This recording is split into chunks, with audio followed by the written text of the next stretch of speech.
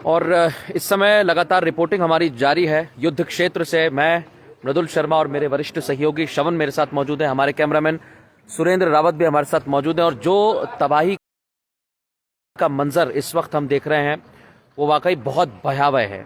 12 feet का ऐसा गड्ढा हुआ जिसने पूरी बिल्डिंग को दहला दिया। धमाके की वो तस्वीरें आपको हम दिखाने वाले हैं। आप हमारे साथ चलिए और देखिए किस तरीके का यह धमाका हुआ। मैं आपको पूरी बिल्डिंग की तस्वीर दिखाने की कोशिश करूंगा।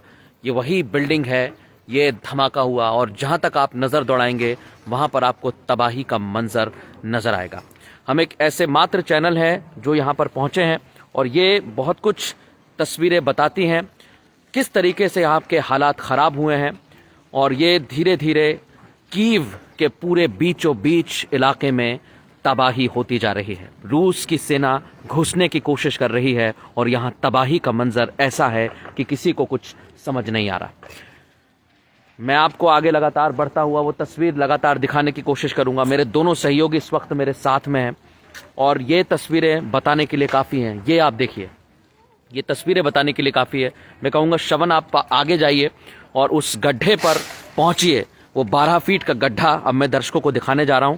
शवन मेरे सहयोगी मेरे साथ हैं। जी शवन, ये जो आप देख रहे हैं करीबन ये क्रेटर जो बना हुआ है, बड़ा सा गड्ढा जो मिसाइल अटैक होने के बाद जो पहले यहाँ पे गिरा और उसके बाद आप देख सक रहे हैं कि किस तरह से 10 कॉलम के ये अपार्टमेंट पूरी तरह से तबाह हो चुका है।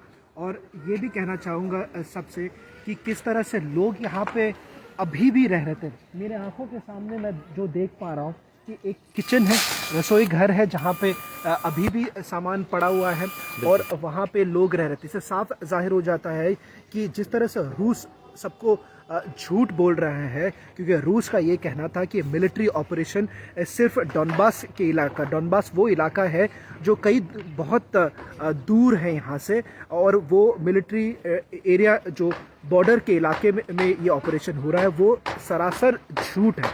इसके पीछे कारण एक है, जिस तरह से रिपब्लिक मीडिया नेटवर्क कीव पहुंचा, कल हमने अपना सफ़र तय किया, खार्किव से शुरुआत की 500 किलोमीटर की दूरी, और जब हम कीव करीबन रात के 12 बजे पहुंचे, बहुत ही मुश्किल था अंदर घुसना, क्योंकि लगातार हम ये देख रहे थे कि अंदर घुसने में कितना मुश्किल हो रहा था। और उसके बाद 4 बजे जब रिपब्लिक मीडिया नेटवर्क की टीम सडनली हम लोग जाग चुके थे, क्योंकि हमने सुना कई सारे ऐसे धमाके हो रहे थे। आज सुबह तक कई 3 डज़न मिसाइल अटैक्स हो चुके हैं। रशियन आर्मी, रूस की आर्मी कोशिश यही कर रहा है कि बेलारूस के तरफ से वो अंदर आने की कोशिश कर रहे हैं। टैंक्स कीव के अंदर आ सकते हैं।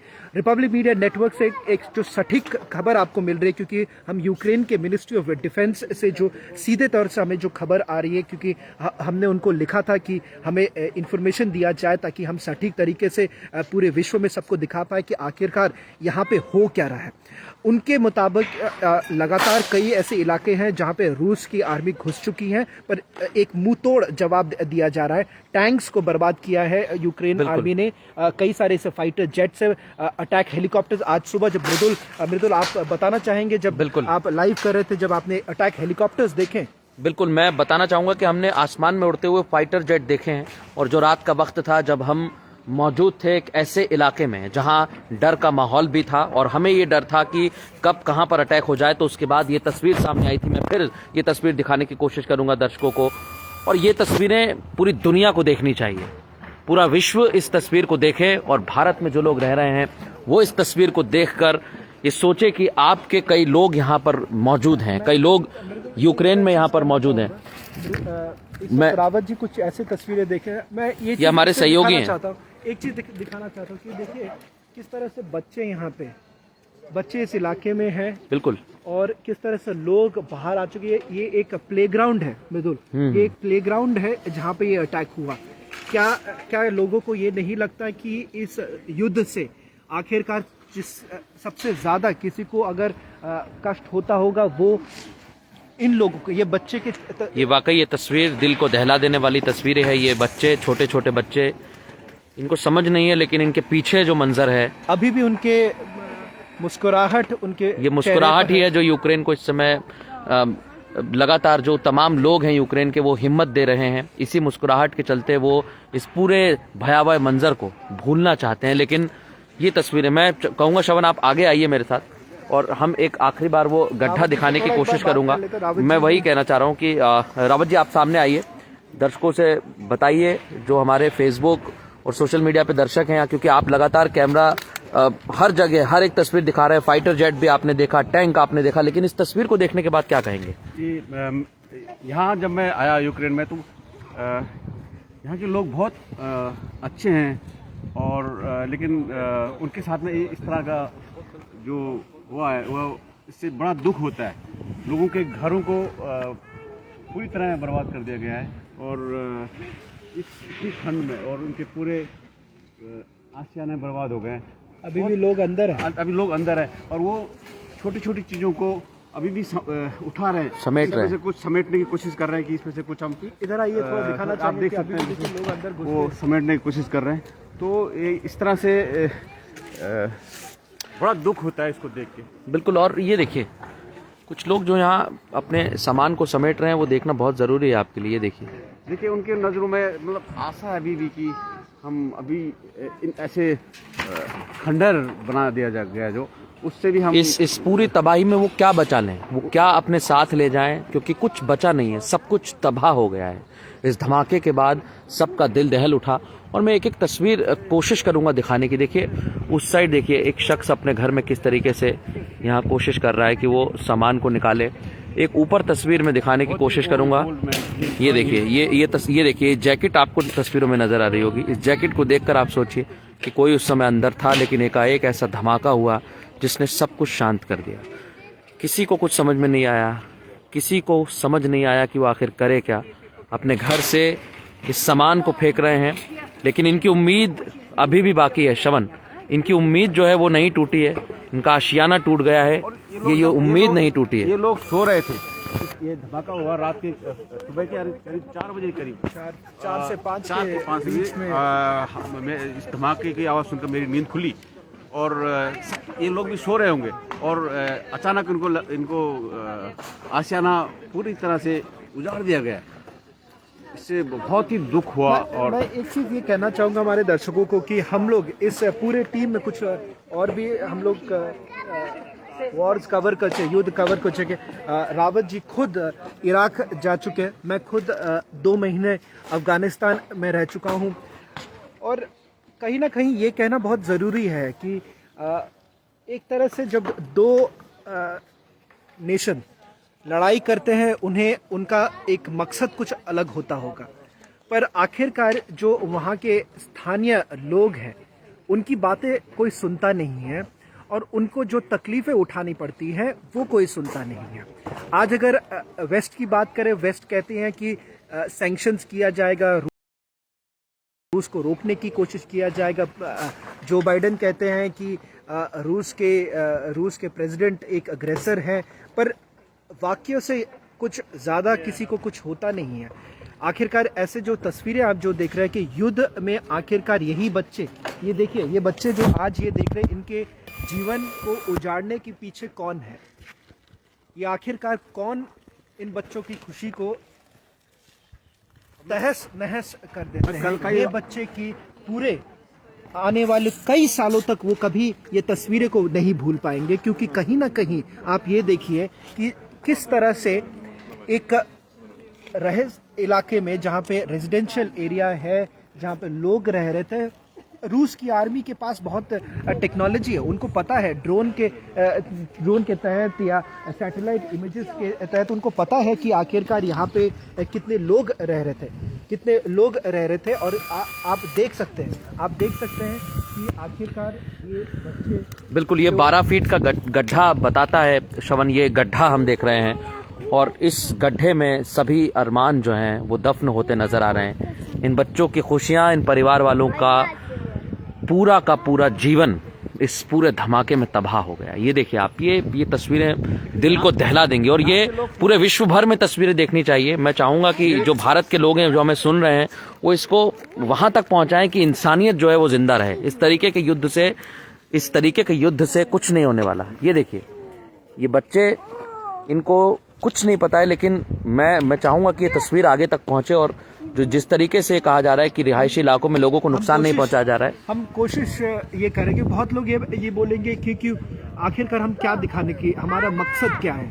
हमारा मकसद सिर्फ यही है कि अगर विश्व भर में सिर्फ युद्ध की बातें हों तो इन बच्चों के बारे में आखिरकार कौन बात करेगा, क्योंकि सिर्फ यही लोग नहीं, कई ऐसे आने वाली पीढ़ियों बर्बाद हो रही है। ऐसे हर जगह, हर विश्व में कई जगह में ऐसे जंग हो चुके हैं। हमने कई सारे जंग देखे। सुरेंद्र रावत जी ने इराक में वो जंग देखा है, मैं खुद अफगानिस्तान में मैं खुद वो जंग देख चुका हूँ। और कहीं ना कहीं एक पत्रकार होने के कारण मुझे जो लगता है मृदुल, ये हो जाता है कि हम एक तरह से अंग्रेजी में कहते हैं नंब हो जाना, और उसके बाद हमें समझ में नहीं आता कि आखिरकार इन लोगों को, जिन लोग सफ़र कर रहे हैं, उनके ऊपर क्या बीतती होगी।